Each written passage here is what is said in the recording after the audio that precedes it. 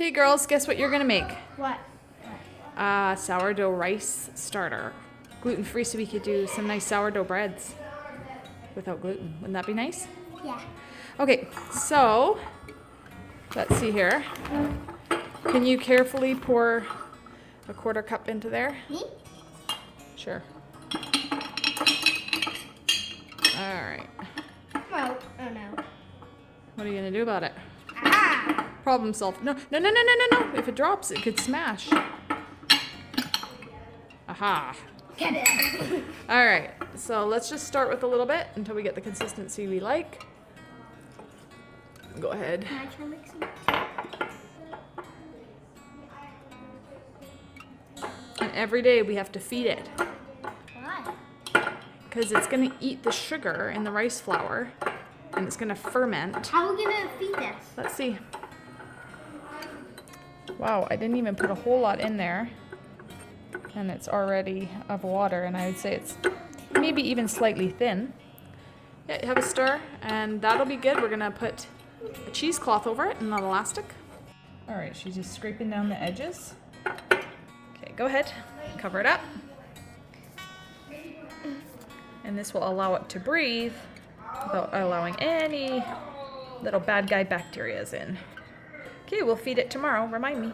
Okay, I'm going to sterilize my fermenting kit. Spray it down with hydrogen peroxide and then wash it under boiling water. I'll be back. Okay, put the jar on, Oswald. Hit tear. Okay, because we just want to measure the vegetables, right? So we're going to measure just the vegetables and garlic. And we want to make sure we can fit a weight in there. So let's not get too high. Okay. You want to grab some filtered water? Okay, pour that over. So we're measuring the total weight of the vegetables and the water. Make sure it's totally submersed. Okay, that's good. You don't want more than enough. Okay, so that's 425 grams. And I'm actually just going to pour off a tiny bit of water because I think that's a bit too much. Okay, so we're at 400 grams. So I'm going to grab right here, Luana. Okay, Oswald, you can do 400 grams times 0.025, and then equals.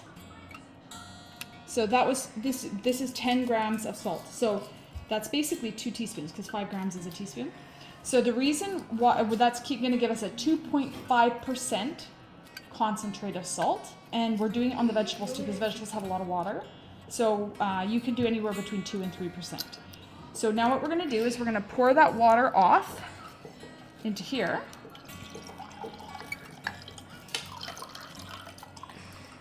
Make sure your hands are clean. Okay, we're going to use, okay, now we're going to do this. And we're going to tear it. Okay. And then we're going to tear. So we're at 0, so now we can get the 10 grams of salt. That's half.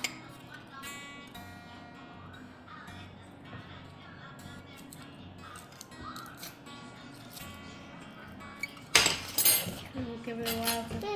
Okay, that's 10 grams of salt. Okay, also give that a vigorous shake. Shake, shake, shake. Vigorous, vigorous. And then you can pour that back over. Hard, hard, hard. Make sure it's dissolved. Oh, it looks so clean. Right? And if you do it, well, if you pour it quickly while it's still spinning, then it's still suspended in the water. Then it won't sit at the bottom. So just pop it off and pour it over.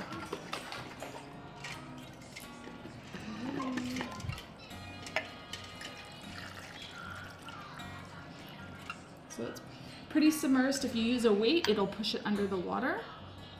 And I'm going to put my seal into my mason jars. So the idea here is to keep the air ability to get out, but you don't want bacteria getting in. So we're going to screw that really tight. And then we're gonna throw on this, and that. And we're gonna give that a push down. And we're gonna store this in a cool, undisturbed spot. Okay, we got a few more jars to go. And these carrots from Lillooet, BC, organic carrots, were so amazing. So thank you to Fountain View Farm. Okay, so we're gonna store these in a undisturbed spot where they can be happy.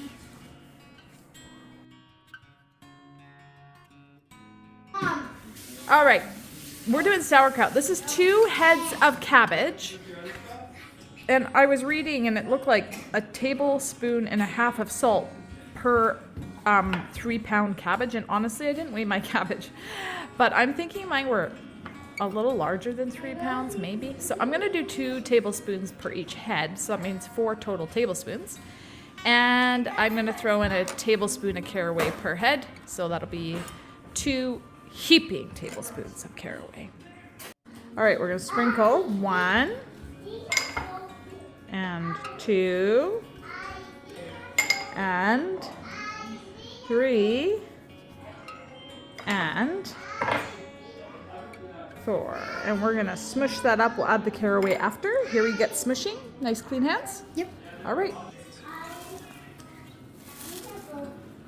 Oh, really? Smush, smush, smush. Get all that water to come out of the cabbage and into the bowl. Many hands make light work. I think we're gonna have to take some shifts and we'll meet you back. Okay, Lou and Mom, we took the shift number 1. Rosie. Stevie, shift number 2. Squish, squish, squish. Can I try to do Squish, no, squish it and don't put anything in and it falls up. Just keep squishing, little clean hands. Okay, it's getting pretty juicy. And for flavor, we're gonna go with some caraway.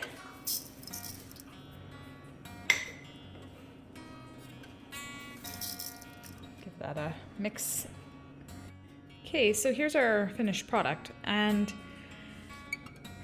we got quite a lot of water, so it is already submerged. And tomorrow when I come and give it another push down, there should be even more liquid.